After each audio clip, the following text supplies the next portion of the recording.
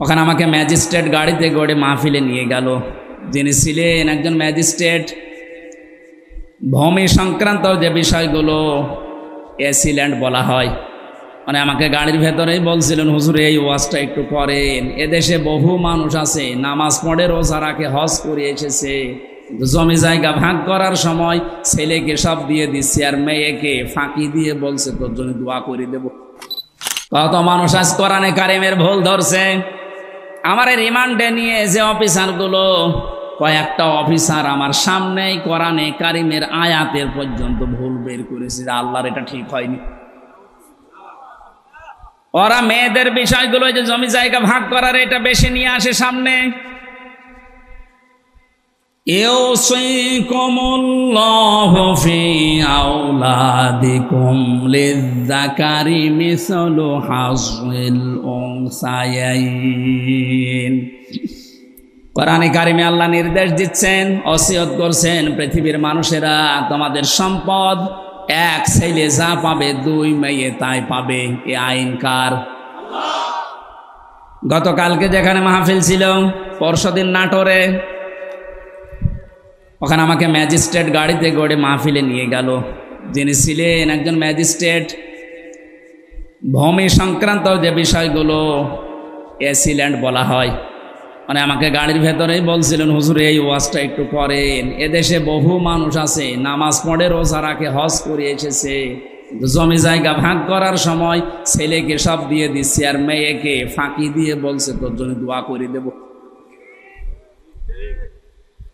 মনে বলছে আমি অনেকগুলো ঠেকিয়েছি যে না, এটা কোরআনের বিরুদ্ধে, পুরা আপনি এ কাজ করতে পারেন না। আপনি কিসের নামাজ পড়েন, কিসের রোজা রাখেন, হজ করে এসেছেন, এত বড় দাড়ি আপনার, আপনি এই কাজ করতে পারেন না। আপনাদের সামনে যেহেতু এত মানুষ থাকে, আপনি একটু ভালো করে বোঝাবেন, এ কাজ যেন মুসলমান জেনে শুনি না করে। কারণ কোরআনে কারিমের এই বিষয়টা নফল না, মুস্তাহাব না, এটা ফরজ। এটা কি? বৃষ্টি হচ্ছে?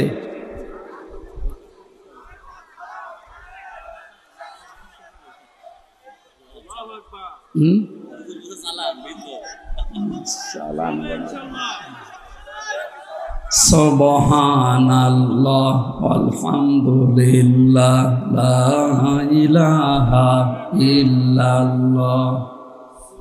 চলে এখন তো এই অনুষ্ঠানের মক্ষম সময় না, এগুলো নভেম্বর, ডিসেম্বর, জানুয়ারি, ফেব্রুয়ারি এই সময় ভালো হয়। আর কোনো গ্যারান্টি আছে কখন বৃষ্টি কাদা শুরু হয়ে যায়। তারপরও যে সময়টা আল্লাহ আমাদেরকে দিলেন, মাগরিবের পরে উঠলে ভালো হতো। আমি তো মাগরিবের নামাজ এসে পড়েছি আবু সাইদের এখানে, দেরি করলো কেন? মানুষজনের সময় হয়নি মনে হয় নাকি? মুসলমান ভাইরা একটু খেয়াল করে থাকবেন,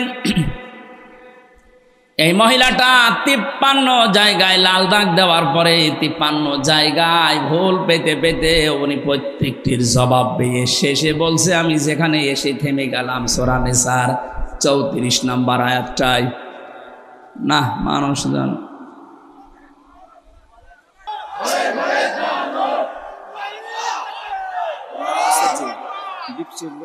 হালকা ঘোরা পানি স্প্রে করলে যেরকম হয় ওইটা পুরোপুরি না, উঠাউঠি করছে তো থামানোর কথা বলা হয়েছে।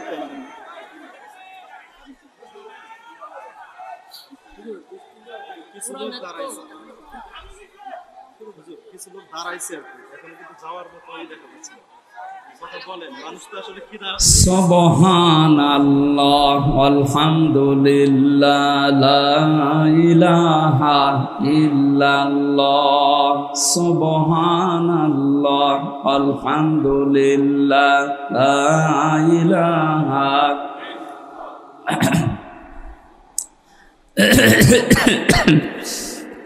আগামী কিছুদিনের ভেতরে যে এই রেলগেট পার হয়ে যে কমরপুর, ওটা ফরিদপুরের ভেতরে, ধুলদির পরে কমরপুরে ডাক্তার শাহিন জদ্দারের মাধ্যমে একটা মাহফিল ওখানে নেওয়া আছে। ওই সময় পরিবেশ ইনশাল্লাহ ঠিক হয়ে যাবে সামনের মাসে, অক্টোবরে। না, ওই কমরপুরে একটা সদরপুরও একটা আছে, সদরপুর থানা। কথা আসলে বলবো, আপনারা যেন একটু ওঠাউঠি করেন না ভাই, একটু স্থিরভাবে শোনেন।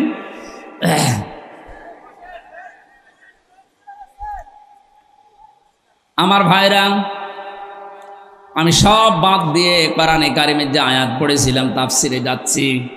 সূরা হাক্কাত 19, 20, 21, 22, 23 নম্বর আয়াত আমরা তেলাওয়াত করছিলাম। এটা একটা আমল নামার বিষয় সামনে নিয়ে এসেছেন আল্লাহ। কিয়ামতের ভয়াবহ দৃশ্যের কথা এর আগের কয়েকটা আয়াতে আল্লাহ জানিয়েছেন যে কিয়ামত এইভাবে কায়েম হবে। হাক্কাত মানেই মহাপ্রলয়, কিয়ামতের নাম। এখানে আল্লাহ যে বিষয়টা আমাদেরকে নিয়ে এসে দিলেন আমাদের জীবন পরিষ্কার পরিচ্ছন্ন করার জন্যে, যখন বিচারের কাঠগড়ায় আল্লাহ দাঁড় করাবেন, বিচার যখন শুরু হবে, আল্লাহর বিচারে 3টা বিষয় থাকবে। আল্লাহ রাব্বুল আলামিন যে বিচার ব্যবস্থা সাজিয়েছেন, আল্লাহর বিচারে কোনো অবিচার নেই, হালকা আছে। হ্যাঁ, আল্লাহ কিন্তু কোনোদিন অবিচার করেননি, অবিচার করবেনও না। আল্লাহর বিচারে কোনো অবিচার, বলেন আরো জোরে। আল্লাহ যদি ন্যায় বিচারও করে, কেউ জান্নাতে যাবে না। এটা ঠিক আছে?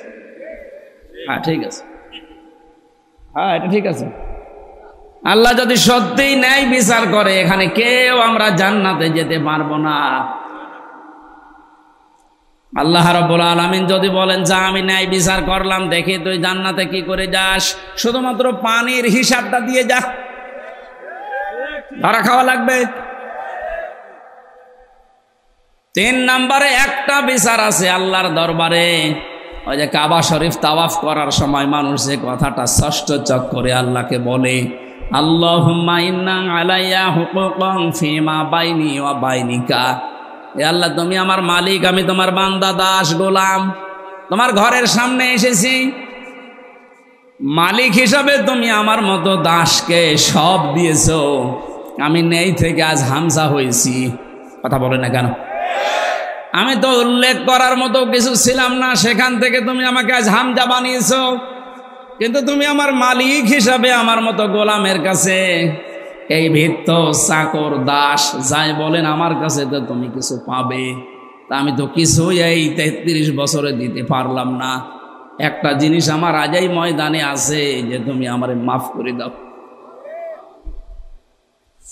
আল্লাহ রাব্বুল আলামিন এই কথা শোনার পরে বান্দার আমল নামাটা যদি পছন্দ হয়, দেখার পরে দেখবে যদি কোনো ফরজ জিনিস কম না থাকে, আল্লাহ তারে মাফ করবে। এখান থেকে একটা শিক্ষা বের হয়, কোরআন শরীফের ভেতরে আল্লাহ 500 ফরজ দিয়েছেন। কত? এ 500 ফরজের যদি একটাও আপনার না থাকে, যদি কম হয় এবং অবজ্ঞা এটা আল্লাহ দেখে, তাহলে আপনার খবর আছে। ফরজ জিনিস আল্লাহ ছাড়বেন না, ফরজটা আল্লাহ ঠিক মতো দেখবেন। এই জন্য এটা রেকর্ড হচ্ছে, যত মানুষ আজ ভিডিও করছে এরা যেন এটা ছড়ায়।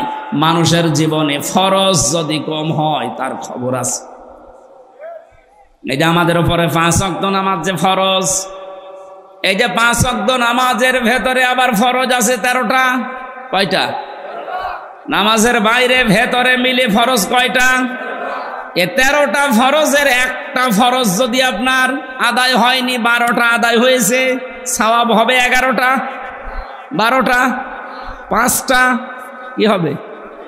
কিচ্ছু হবে না, 0, শূন্য, কোনো দাম নেই। এখন যদি বলেন কেন, আমি তো 12টা আদায় করেছি, একটা না এদিক ওদিক হয়েছে, অন্তত কিছু না কিছু দিক। আপনার বিবেকে কি বলে আল্লাহ দেবে? এই জবাব দেওয়া লাগবে, দেবে। এইটা যেমন সহজে বুঝলেন যে ফরজ বাদ গেলে ওটার আর কোনো গুরুত্ব থাকে না, ওটা 0 হয়ে যায়, শূন্য হয়ে যায়। আমাদের মানব জীবনে আল্লাহ ফরজ দিয়েছেন পুরা কোরআনে কয়শো? আরো জোরে আর একবার বলেন। 499টা আপনি মেনেছেন, বিশ্বাস করেছেন, একটা মানেনও না, বিশ্বাসও করেন না, অবজ্ঞা করেন, আরো রাগ করেন, আপনার সওয়াব হবে 499টা। 5টা কিচ্ছু হবে না। এই জন্য যে আমাদের সাবধান হওয়া লাগবে যে মানুষের হক আদায় করা, এটা কি নফল না ফরজ? এই 15 বছর হক আদায় হচ্ছে। আমার যে হক ছিল একটা টিপ দেওয়া, সেইটাও দিতে পারি নাই। এই যে মানুষের হক আপনি নষ্ট করলেন। আর এই কথাগুলো কোরআন দিয়ে, হাদিস দিয়ে বলতে গেলে আপনার শত্রু হয়ে যায় আমি। আরে ভাই আমি আপনাকে বাঁচাতে চাই। এখন যদি বলেন ভোট ভয়কাট্য কোথায় পেলেন, কোথায় পেলেন মানে সূরা নিসা 5 নাম্বার পারার 6 নাম্বার পৃষ্ঠা 4-5 নাম্বার লাইনের 57-58 নাম্বার আয়াতে আছে। আল্লাহ পাক বলেন ইন্নাল্লাহা ইয়া'মুরুকুম আন তুআদ্দুল আমানাতি ইলা আহলিহা। আমানাতি বহু বচন দিয়েছেন। যদি বিশ্বাস করতে মনে কেমন লাগে তাহলে তাফসীরে ইবনে কাসির আর মারিফুল কোরআন বাংলাটা নিয়ে আসেন, আপনাকে আমি দেখাচ্ছি। ওখানে ভয়কাট্য লেখা আছে আমানতের ব্যাখ্যায়। ওনার চাইতে আল্লামা শফি মুফতি শফি আপনার চাইতে কোরআন কম বোঝে তাই ভোট লিখেছে নাকি? কথা বলেন। আর যে উল্টিয়ে দেন কোথায় পেলেন ভোট, কোথায় পেলেন রায়, তাহলে আয়াতকে আল্লাহ খেলা করার জন্য দিল।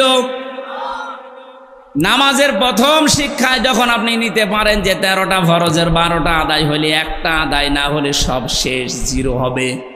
এই যে ভোট রায় সমর্থন, এটাও তো একটা ফরজ, কোরআনে কারিমের নির্ধারিত ফরজের ভেতরে একটা।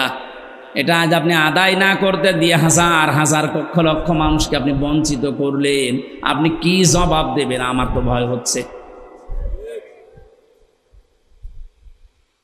ও ভাই, আমির হামজা শুধু আপনার এই দলের লোক না, কোরআন শরীফ যেমন প্রত্যেকের জন্যে, আমির হামজা সবার জন্যে।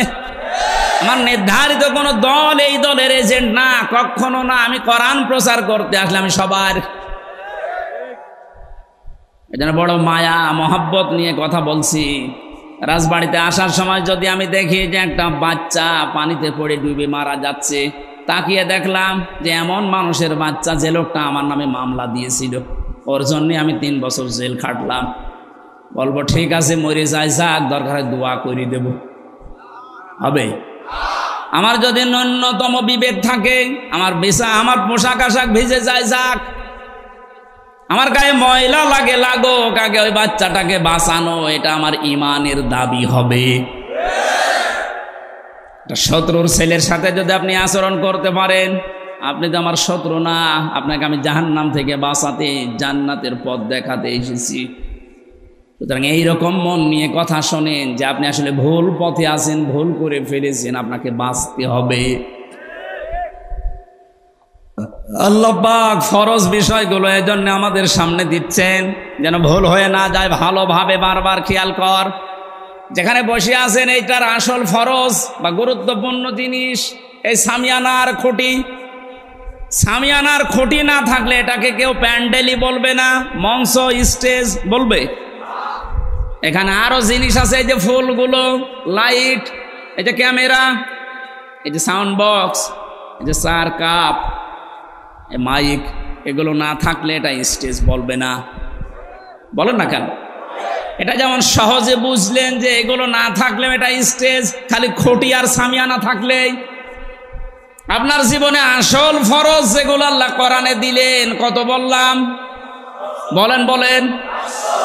এর বাইরে আরো এরকম এই ফুল, লাইট, ক্যামেরা এগুলো আছে, যেগুলো নফল, মুস্তাহাব, সুন্নাত, মুবাহ এগুলো বলা হয়। ওইগুলো আপনি জনমের মতো করেছেন, কিন্তু ফরজ বাদ, সব বাদ না। হয়তো 499টা করেছেন, একটা করেননি, আরো মানেন উনি, কেউ বলতে গেলে আপনি তারে ছেলে দিয়েছেন। তাহলে বলেন আপনার সওয়াব কি হবে? আপনি নিজেই বলেন। এখন যদি বলেন কই আমি হজ করেছি, আপনার হজ বাদ। নামাজ পড়েছি 6 ওয়াক্ত তাহাজ্জুদ মিলে, সব বাদ। এটা যদি না বুঝে থাকেন আমি আবার রিপিট করব বলেন। আর যদি বোঝার পরে না বোঝার ভান করে থাকেন, এদিকে আসেন, এটা ক্লিয়ার কিনা বলেন। এই যে মাওয়াজিন শব্দটা কোরআনে আল্লাহ দিয়েছেন, ফাআম্মা মান সাকুলাত মাওয়াজিনুহু ফাহুয়া ফি ঈশাতির রাদিয়া।